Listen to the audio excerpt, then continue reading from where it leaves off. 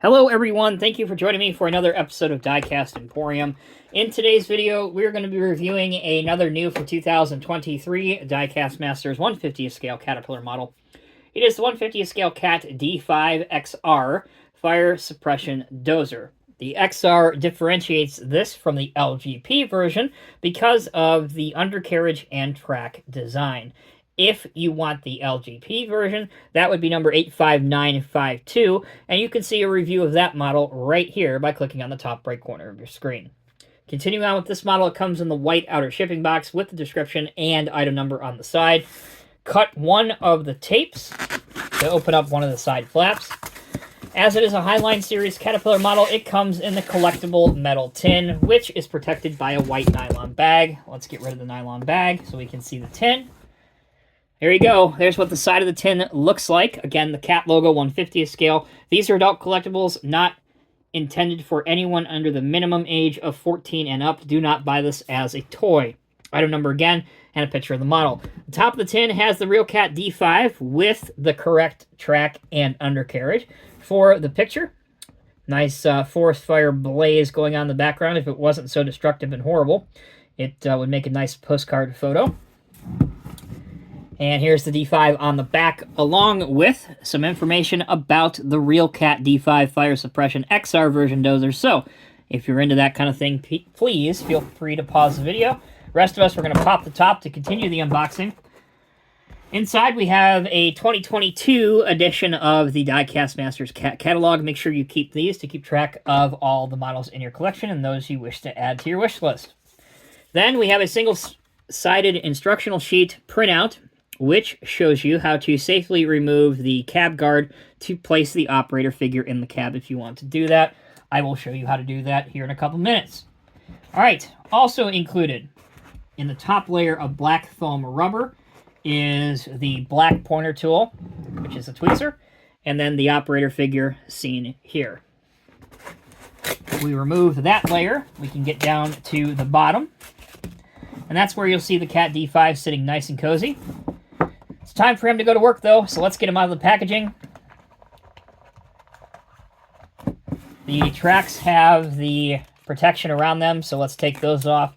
And that is there to prevent the track links from separating it during shipping. Once you have done that, the model is complete with no assembly required.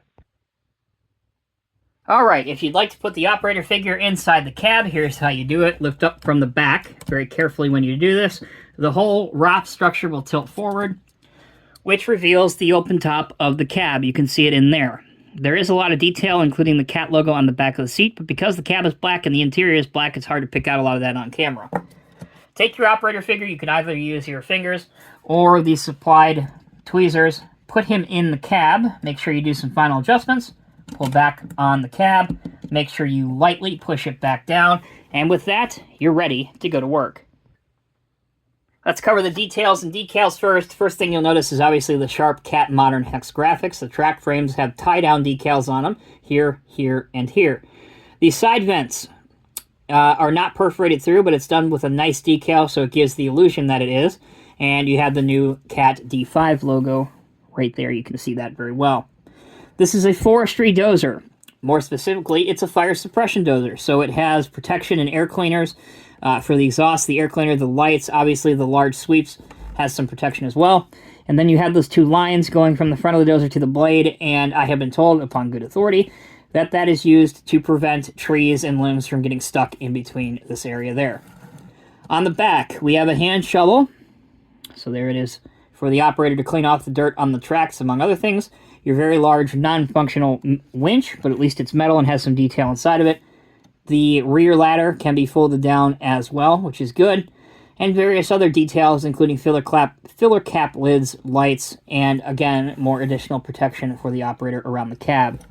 This side of the machine has a lot of the same detail as before, with your tracks, your elevated drive sprocket, because this is a larger dozer, and D5.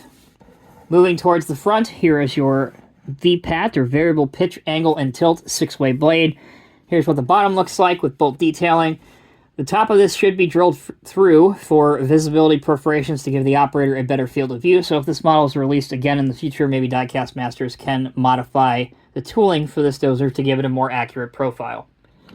Finally, underneath, for those that want to see the track frame detail, there you go. You can see the item number 85955 printed on the bottom, and you can see not only the blade frames and support brackets, but how it is assembled to the tractor. All right, let's take our final break. When we come back, we'll put the dozer through its paces and check out the functionality. We begin the functionality test by taking a look at how the tracks move. You can see that they will move even on a smooth surface such as this, but they will move even better on a surface that does have some friction on it. They are extremely loose-fitting on this model, and they're also spring-loaded, as you can see here, so there's a lot of play in the tracks. Moving towards the back, I already showed you the folding down access ladder, but there you go again. And on this side, we can take a look at one of the opening features, and that is the opening side access door. Zooming in, you can see the different mechanical components inside. Now, that very large orange piece inside is actually accurate to the reference photos I saw for the real machine. And the fit and finish on both sides of the door is really, really good. You can see how well it sits with it sitting flush. I know many of you are not a fan of the unsightly hinges, and to each their own. However, in my opinion, I'd much rather have a model with opening access panels that replicate those on the real machine. And if we have to live with a modeling compromise like this hinge, at least they are painted the right color so they don't stand out, in my opinion, too badly. Alright, here is the opening door on the other side. Here you go. The other opening feature is, of course, the cab. Now, the cab doors really don't open too well on this model, and that's because of the frame around it, the protection frame, and it clashes on the side here. But at least they do open, and again, in my opinion, I'd always like to see some opening doors rather than none. So the fact that with the additional protection cage on the cab, that they were able to get the doors to still open, I'm very, very happy and pleased with that. Can't really ask for too much more. Okay, as I said before, the winch is non-functional. It is there just for looks only, but a skilled modeler could perhaps run a line of string through the back if you did want to have a more realistic-looking winch on the back. So that leaves us with the blade. As I said before, this is a VPAT blade, meaning it functions in 6 different ways. It will raise and lower. That is 2. You can tilt it to the left or to the right. That's 3 and 4. And then you have a fair bit of play left or right here, up and down, I should say. And that's 5 and 6 for your 6-way or VPAT blade. In conclusion, the 1/50th scale Diecast Masters Caterpillar D5 XR Fire Suppression Dozer is, in my opinion, a worthwhile addition to your collection. It is only the second designated fire suppression dozer ever to be made by a Caterpillar OEM. Earlier, we saw the LGP version, which has a larger track frame width, as well as a larger undercarriage. This one has much more narrow track frames, as seen here.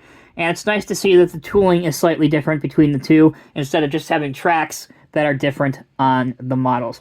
Those are my opinions and my opinions alone. Let me know what you think down in the comments section below. If you enjoyed this video, please take a look at your screen right now where you can see a review video of not only the other D5 fire suppression dozer, the LGP version, but also a playlist for all of the bulldozers that I have ever reviewed here on Diecast Emporium.